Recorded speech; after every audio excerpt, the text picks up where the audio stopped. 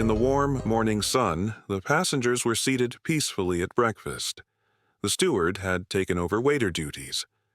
Earlier that morning, Jose, grinning as always, walked into the dining room to take breakfast orders. Moments later, a furious delegation of passengers burst into the captain's office, demanding action. But why? He asked, turning toward the passenger spokesman who was flushed with indignation. Because that waiter was the one tossing dead bodies overboard last night. But there was only one dead body. Doesn't matter. A man who dresses corpses at night should not be serving omelets in the morning. What could the captain do? The gentleman demanded Jose's head, so their wish had to be granted. But then another delegation appeared, this time members of the crew. We refuse to bunk with Jose. You scoundrels. This is mutiny. Mutiny or not, we're not sleeping with the Spaniard. What could the captain do? Once again, the people had spoken, and once again, Jose was dismissed. Later, the twice-dismissed waiter visited Captain Worth in person. Captain! Sir, I followed your orders, and now I wander this ship like Cain branded, condemned. Don't worry. You'll still get full pay. The matter is settled, and that's what matters. But I too need closure, a resting place where I can lay my weary head. Even Cain would have asked for that much in my shoes. There's a vacant first-class cabin. Which one? His lifelong dream had always been to be a first-class passenger. Naturally, the late Mr. Gould's cabin. Are you all right? Sure, I'm just surprised. Afraid? Not at all. Thank you very much. And so, more or less, both the Mater and Fulig Jimmy had reached a temporary point of rest. At first, it seemed the quartermaster couldn't quite fill Jose's shoes. But the fathers of large families soon relaxed, once they saw the steward was also spilling sauces over passengers with admirable consistency. And the children were laughing again. Sweet, bright little laughs. Whether it was the cheerful ring of those thin, happy voices, or simply old sunshine doing what it always does, the deck slowly began to dry. Everyone was finally recovering from the last twitchy symptoms of opium withdrawal. Even the most cowardly passengers found it hard to panic in such a serene morning. The ship steamed at full speed toward the coast. And for the first time in a very long while, everyone ate with a hearty appetite. The smiling captain and the ever-polite Palmerston strolled the deck, chatting casually with the guests. Just like fellow passengers. Nothing more. What seems to be the problem, sir? Yesterday I had a splitting headache and terrible heartburn. And today? It's easing. Barely. Almost gone. I'm Dr. Hillar from Boston, though the heartburn still lingers after breakfast. Delighted to meet you. Professor Palmerston.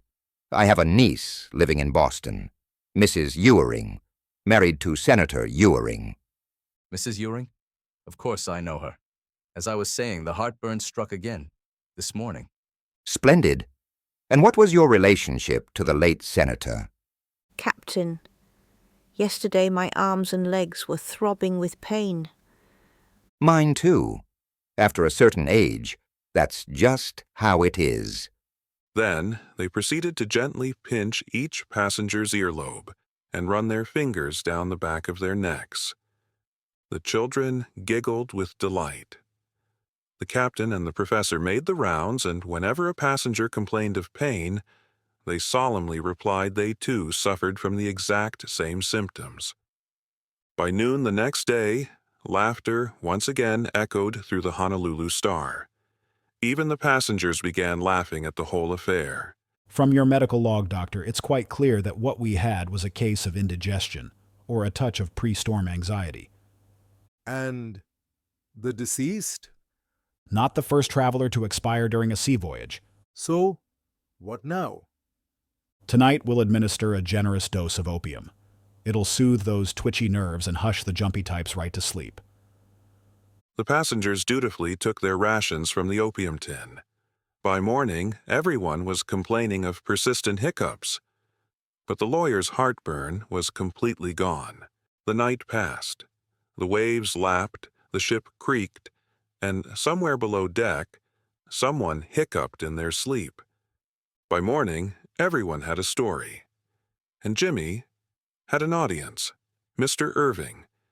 So, when did you embark upon the path of vagrancy? It runs in the family. My father was one too. I grant you, amid this unusually fierce pitching, the privilege of sitting in my presence. It is a great honor, granted not as a standing entitlement, but as a temporary necessity dictated by your balance. Thank you, Mr. Irving. You enjoy special favor with me, large-fisted stranger. Now, tell me about the ports of men like you, wild, strong, and unpredictable. Wouldn't it make sense to start by telling me who you are? Let's skip that part. Skip, what a beautiful word. I've never used it before, but I know what it means. And what would people say in your circles if someone did something disagreeable? They'd bash him over the head. That's a clear signal of disapproval. Ports are different, I gather. There are special rules there, like in gambling. But most tramps don't know them backwards. So, they're wandering types? Sleeping in fields and roadside ditches? Big difference. The dockside tramp looks down on the roadside one. What's the difference between them? Enormous. A dockside tramp travels by ship from Batavia to Hamburg and all around the globe. He wouldn't walk even if God asked him to. And the roadside tramp? No engine power. He's the peasant of tramps. Like the difference between a gentleman driver and a pedestrian. And when you arrive in Singapore, where will you go?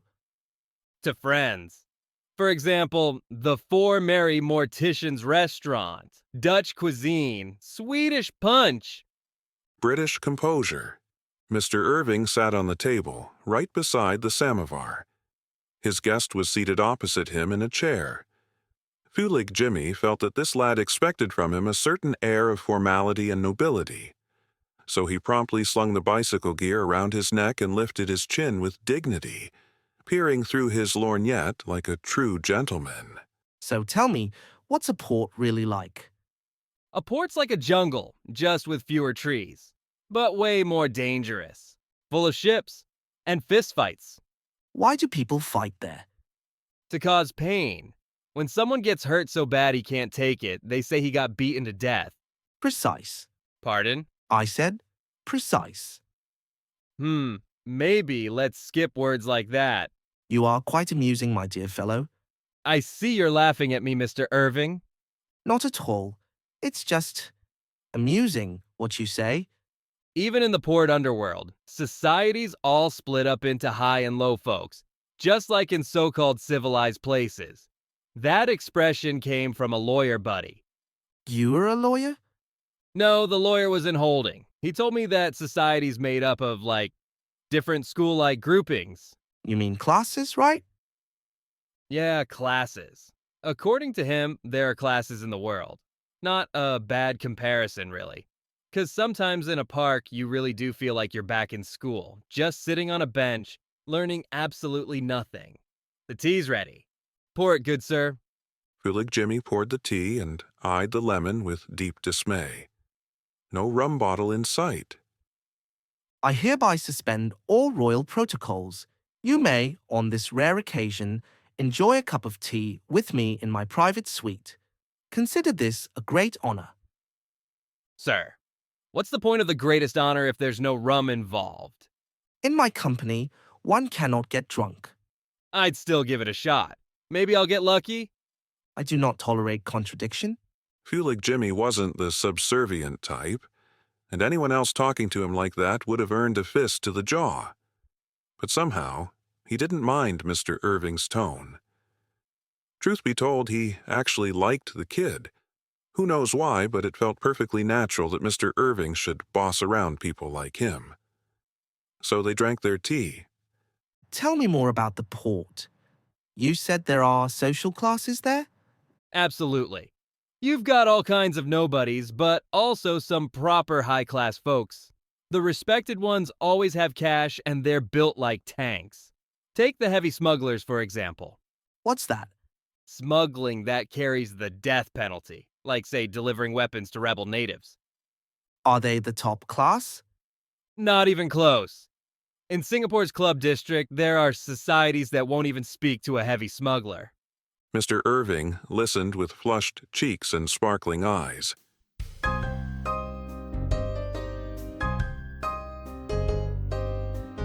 To be continued.